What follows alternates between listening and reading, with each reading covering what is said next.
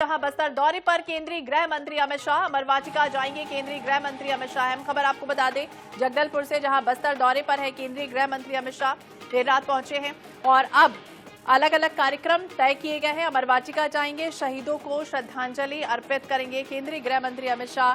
शहीदों के परिजनों और नक्सल हिंसा के पीड़ितों से मुलाकात भी करेंगे अमित शाह। तो बता दें, बस्तर दौरे पर केंद्रीय गृह मंत्री अमित शाह, खासतौर से कई तरह के कार्यक्रम जो है वो किए जा रहे हैं। कल समापन अवसर भी था ओलंपिक का और ऐसे में बस्तर प्रवास पर है, 3 दिवसीय प्रवास रहेगा और अलग अलग कार्यक्रम जो है वो तय कर दिए गए हैं, जिसमें बस्तर दौरे पर केंद्रीय गृह मंत्री अमित शाह से जुड़े हुए कई कार्यक्रम है। बता दें, अमरवाटिका जाएंगे केंद्रीय गृह मंत्री अमित शाह। तो यह अहम खबर है, शहीदों को श्रद्धा सुमन अर्पित करेंगे, श्रद्धांजलि अर्पित की जाएगी। हिंसा के जो पीड़ित हैं नक्सल हिंसा से, उनके परिजनों से मुलाकात होनी है। तो आज भी दिन भर व्यस्तम शेड्यूल रहने वाला है केंद्रीय गृह मंत्री अमित शाह का।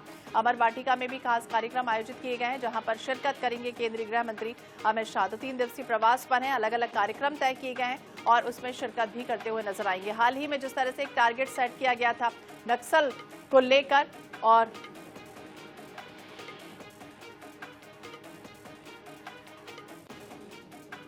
इसी विषय पर हम बातचीत करेंगे। हमारे साथ इनपुट हेड हैं शैलेश पांडे जी, उनसे हम रुक करते हैं और उनसे जानने की कोशिश करते हैं। सर, किस तरह का ये जो है वो कार्यक्रम रहने वाला है केंद्रीय गृह मंत्री अमित शाह का? क्योंकि हाल ही में जिस तरह से हमने देखा, एक टारगेट भी सेट किया था 2026 के लिए कि नक्सल को पूरी तरह से खत्म करना है। दूसरी तरफ ऐसे नक्सल पीड़ित जो पुनर्वास नीति का भी लाभ ले रहे हैं, तो क्या कुछ कार्यक्रम है आज? देखिए, अगर अमित शाह के पूरे दौरे की बात करें तो काफी अहम दौरा है। अभी पिछले अगर हम 2 दिनों की बात करें, जिस तरह से उन्होंने राजधानी रायपुर में पुलिस अधिकारियों के साथ अलग अलग जो फोर्स है, वहां पे पैरामिलिट्री फोर्सेज है, उनके हेड के साथ पहले बैठक की। उसके बाद यहाँ पे अगर बस्तर की हम बात करें तो कल उनका गुजरा है। बस्तर ओलंपिक की उन्होंने शुरुआत, कई बड़ी बातें उन्होंने जो कही है। 31 मार्च 2026 का उन्होंने एक समय दिया है। उस समय तक उन्होंने कहा कि अगर नक्सलवाद जो है वो हम उस समय तक खत्म करके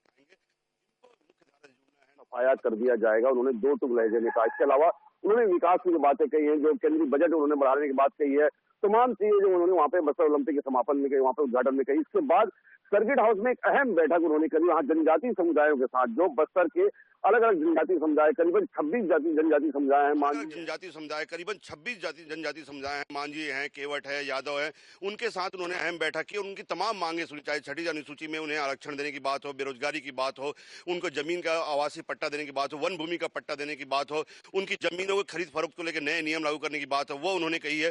पुनर्वास नीति की बात उन्होंने कही है और कई वहां पर ऐसे कल जो है उसमें एक विधायक भी थी उसमें, जिन्होंने जो है नक्सल का रास्ता छोड़कर चुनाव लड़ा, उसके बाद विधायक नक्सल का रास्ता छोड़कर चुनाव लड़ा, उसके बाद विधायक भी बने वहां पे, वो भी उनसे भी मुलाकात की है। उसके बाद आज का दिन अगर हम देखें, आज का दिन भी काफी महत्वपूर्ण है। अमरवाटिका भी थोड़ी देर में यहाँ पे पहुंचने वाले हैं अमित शाह।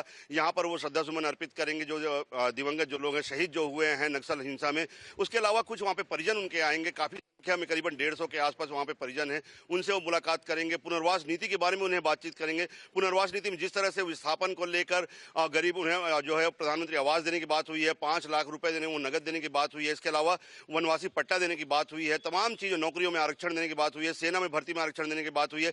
ये तमाम चीजें उनसे साझा करेंगे। लंबा कार्यक्रम है वहां पर, करीबन 1 घंटे का। इसके बाद का जो कार्यक्रम है वो सबसे महत्वपूर्ण है। करीबन 1.5 घंटे का वो गुप्त प्रवास करने वाले हैं। सभी हलकों में ये चर्चा है, अभी तक मीडिया भी जाने की कोशिश कर रही है, जो तमाम यहाँ भाजपा के पदाधिकारी, उनको भी नहीं मालूम कि वो 1.5 घंटे गुप्त स्थान कहाँ पे रहेंगे। ये काफी अहम माना जा रहा है इस बस्तर प्रवास के लिए, क्योंकि यहाँ पर कई ऐसे एजेंडे हैं जो अभी तक अनसुलझे हैं।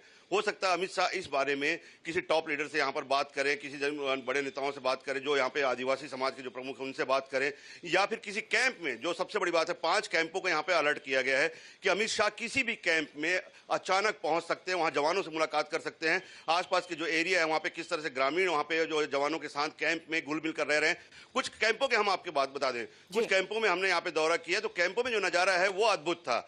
उन कैंपों में ग्रामीणों के लिए साइकिल रखे गए हैं, जिन ग्रामीणों के पास कहीं पे आने जाने का बाजार है, स्कूल है, कॉलेज है, बच्चे जो जाते हैं दूर दूर, उनके लिए अगर माने तो वहां पे कॉलेज की व्यवस्था की गई है। जहां पर स्कूल नहीं है वहां पे गुरुकुल कैंपों में खोले गए हैं, सीआरपीएफ के कैंपों में करीबन अभी यहां से 250 से 300 बच्चे उन गुरुकुल में पढ़ रहे हैं। अस्पताल खोले गए हैं, जो इमरजेंसी में किसी भी बीमारी के वहां पे डॉक्टर रखे गए हैं। ये तमाम चीजें जो सीआरपीएफ ने मुहैया कराई है, उसका दौरा करने जाएंगे। किसी भी एक कैंप में अचानक विजिट करेंगे। 5 कैंपों का यहाँ पर जो है बीजापुर और दंतेवाड़ा की उन्हें अलर्ट किया गया है, किसी भी कैंप में अचानक वो लैंड कर सकते हैं। और उसके बाद वहां पर करीबन वो 1.5 घंटे बिताएंगे जवानों के साथ, ग्रामीणों के साथ। ये काफी अहम माना जा रहा है। इसके बाद वो राजधानी रवाना होंगे। लेकिन इससे पहले बस्तर में जिस तरह से कल उनका जो बिजी शेड्यूल रहा है, तमाम तरह के करीबन 400 से 500 लोगों से कल उन्होंने मुलाकात की, अलग अलग जनजातीय समुदाय के लोगों से बात की है, उनकी समस्याएं जानी है। इसके अलावा जो नक्सल हिंसा में शहीद हुए हैं उन लोगों से, उनके परिजनों से भी कुछ लोगों से बात की है। इसके अलावा जिन्होंने नक्सल का रास्ता छोड़कर, बंदूक छोड़कर मुख्य धारा में वापसी की है, उनसे काफी लंबी चर्चा, उनके साथ भोजन भी उन्होंने किया है। तो इस तरह से अगर हम देखें तो अमित शाह इस तरह से उन्होंने अपनी प्रतिबद्धता जताई है बस्तर को लेकर, नक्सलवाद के उन्मूलन को लेकर। बिल्कुल, नक्सलवाद उन्मूलन को लेकर अपनी प्रतिबद्धता भी दर्शाई है। सर, ये भी आपसे समझना चाहेंगे क्योंकि एक टारगेट सेट किया 2026 का, जिसमें सीधे तौर पर ये कहा जा रहा है या तो आप सरेंडर कर दो या खत्म होने के लिए तैयार हो जाओ। जो आपने गुप्त बैठक की चर्चा की है, बातचीत की है, राजनीति के चाणक्य कहे जाते हैं अमित शाह को, और ये गुप्त बैठक क्या एजेंडा यही हो सकता है कि नक्सल को लेकर किस तरह से हमें आगे रणनीति तैयार करनी है और गुप्त तरीके से जो है वो वार्ता होनी चाहिए, या किस तरह की हो सकती है ये गुप्त बैठक, और कौन कौन शामिल हो रहा है इसमें? देखिए, ये तो अभी तक पूरी तरह गोपनीय है। अभी तक केवल जो मिनट टू मिनट कार्यक्रम में दिया गया है या मीडिया वालों से, हमने जितने भी लोगों से यहाँ पे अधिकारियों से बात की है, चाहे भाजपा के पदाधिकारियों से बात की, उनका कहना है कि पूरी तरह से गोपनीय रखा गया है। एक बात बस उसमें निकल कर आई है कि वो किसी भी कैंप में अचानक लैंड करेंगे।